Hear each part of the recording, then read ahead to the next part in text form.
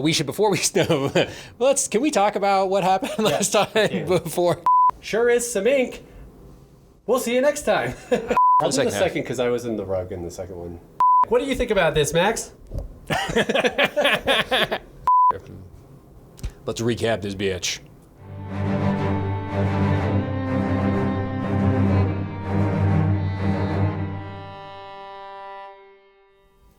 Hey, welcome to Feywatch. I am Max. I am Tony. And this is our bi-weekly talkback of what we're now calling Beyond the Feywild. Right? Is the wild on there? Okay. Yes. Beyond the Feywild. Cool.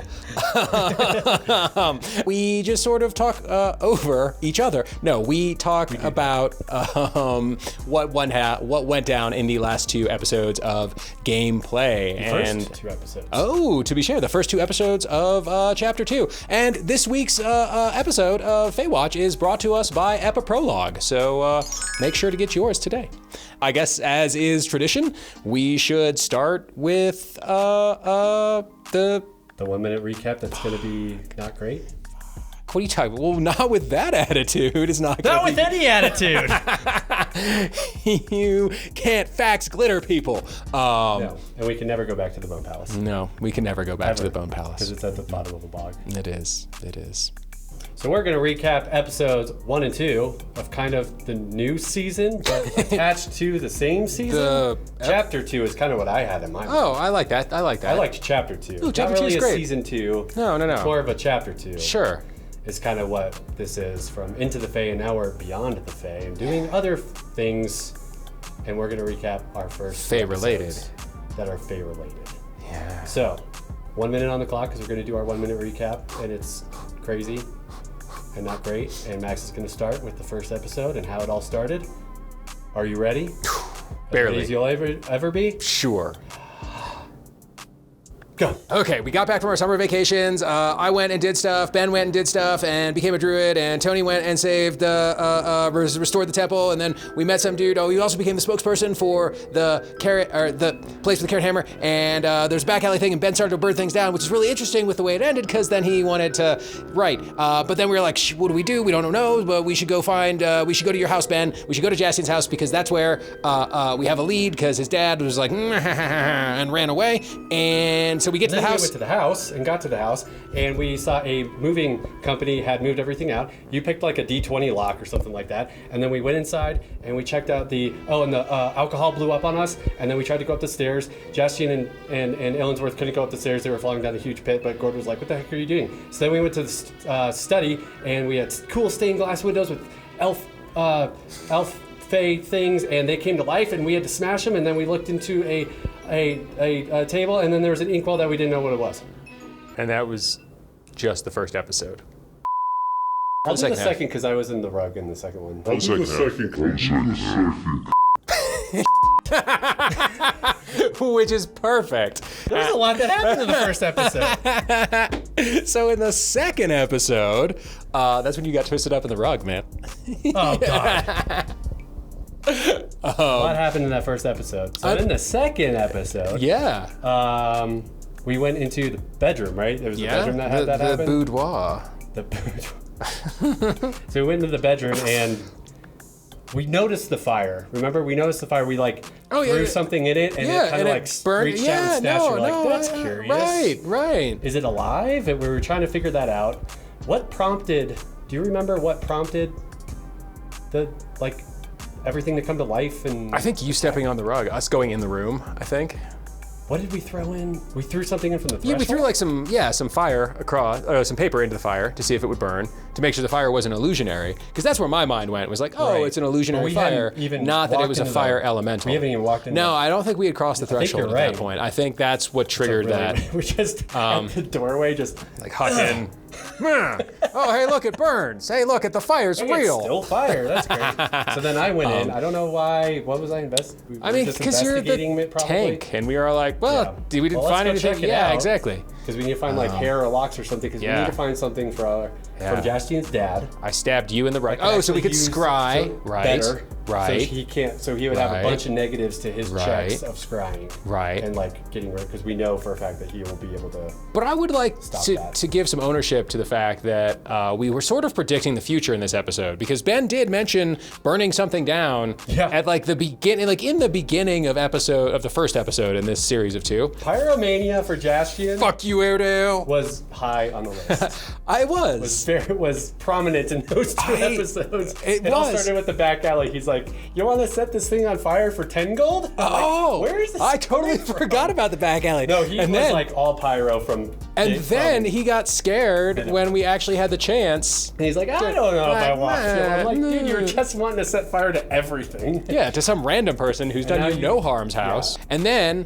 at the end of the first episode, like I had you help me throw a desk down the stairs of the study, specifically under the spilled alcohol. Right, to break up the wood to then set fire to this house. For catharsis, for Jaastien. Thank you. And then Ghourd was on board with that, 100%. Which was remarkable thinking about character arcs, if we're gonna be honest. Yeah, that's true. But then we find like fire elemental in the house. It gets out and starts running or tries to, but it can't, because it can't leave the room. It can't leave the room, that's right. I know, because in my criminal brain, it was like, oh, well then we're gonna have a perfect it wasn't our fault. It was the fire elemental that lives in the house. That's what happened. I'm sorry. The living piece of fire that was here burned the house down. Yes, that was a awesome room as far as the DM construction is concerned. I thought it was great, because I walked into the room and then the rug just rolled me up and restrained me and grappled me, and then just started inchworming towards the fire and threw me in the fire. Yeah. That's how that fight started. Well, it's like a complete credit to Nick about how well he knows us as players, because not only that, but he totally trapped the liquor cabinet. Also true. Which maybe he trapped it during that episode and maybe didn't have that, because we did mention going to the liquor cabinet and how Jaastien wouldn't be allowed to get it before we even went in the house. So that could have been like literally, check. Sure. Yeah, I guess we'll never know. I guess we should have the DM on these things more often, because he could answer questions like that. I would like to think that Nick knows us well enough to have planned that. Yeah, that's probably true. But that's just me. That was a great moment. That was a great moment. Pops up and is like, "Jaastien, why are you stealing my alcohol?" What I did think that I know that Nick was on the spot with was talking about your summer break and becoming a spokesman for the Throne Shoe, yeah. Because I didn't do my homework, like metagame. So me and Nick discussed that right before the session of what exactly I did during my summer break. Okay. So I think it was, I think, right then and there, which is a testament to his DM ability of like, oh, that happened? Cool. Well, that's going to be the first kind of encounter. Yeah, because Ben and I were like out in the Feywild doing other various things. Yeah, totally. So like making a bunch of alcohol. Druids. Yeah, learning about nature, becoming a druid. You made it, Jaastien drank. That's probably fair. That's probably fair. Yeah, we ended with the sunset, at sunset with Jaastien's dad's house burning down and us just like looking on. What a great moment, honestly. The first 2 episodes of like the new chapter, I think, is a very good start, and we have a good setup what's going on, but also a really, really solid resolution of moving forward. I would absolutely agree with that. Yeah. I think that it was like there's some good Aeredale closure there. Yes. Which precisely. I think is pretty awesome. And nice and quick, like 2 episodes in. We didn't linger necessarily for like 3 or 4 or 5, but it's a good setup and a good resolution, and now we're like, all right, Lionel, we're coming for you. Yeah. Well, and I think it's also, we've also done some good work of our own as players to maybe make it so we're going to put some distance between us and the place we're probably wanted for arson. Also true. I will miss Pablo in the Rosethorn. Maybe he pops up somewhere. I wouldn't be surprised. No, I wouldn't be either. What are you, Ghourd, most excited about for like what we're about to do, and what do you think is about to happen, man? So we're going up to the Elven place. There's a map right here. So we're going right here. And then we're going to Comanthor. Sorry, we're going to Comanthor. So we're going this way? Yeah. We are getting out of Aeredale, so we're traveling in general, but I think that's where we're going, was kind of like northeast. No, you're right. But my thought was, if we're traveling out of Aeredale, I'm kind of hoping for Ghourd. Whether we travel west at any sort of point, to where his homeland is, or if someone from his family shows up somewhere. Okay. We've alluded to, Ghourd's house at Thanksgiving, and For sure. Jaastien only has a father that we're trying to kill. You have no family, so as far as a party member, I'm the only one with family. My thought is maybe during this chapter, Ghourd's family pops up, and I think that would be a cool moment for the audience and for all of us to interact with country life for... Even if it's just like at a tavern in Cormanther with his cousin, or like whole family, we end up going to the farm kind of scenario. No, that's what I want. Like, if we all live through this, and to be fair, I am not entirely sure that Jaastien, Ghourd, and Illinsworth will. I don't. Yeah. Like Nick, I've played games with Nick before that we have not put on camera, and that dude is an awesome DM and a great storyteller.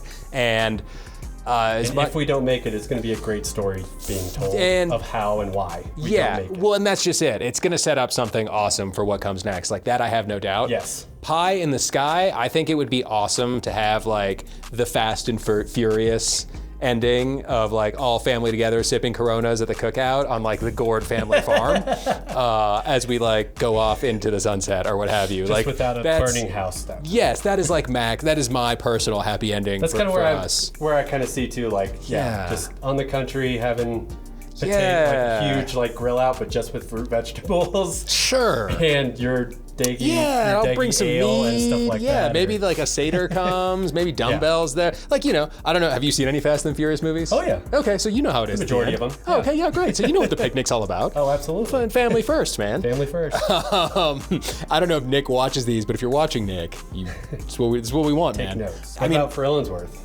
Is there anything that he's needing or wanting at this point? No, man, like his whole thing has been about family first, right? And like having a group of chosen family that, he was in, like he had his own like things going on in Aeredale, but obviously none of them really panned out. Steve was not the most reliable. And so Illinsworth, revenge. Oh, for Lionel.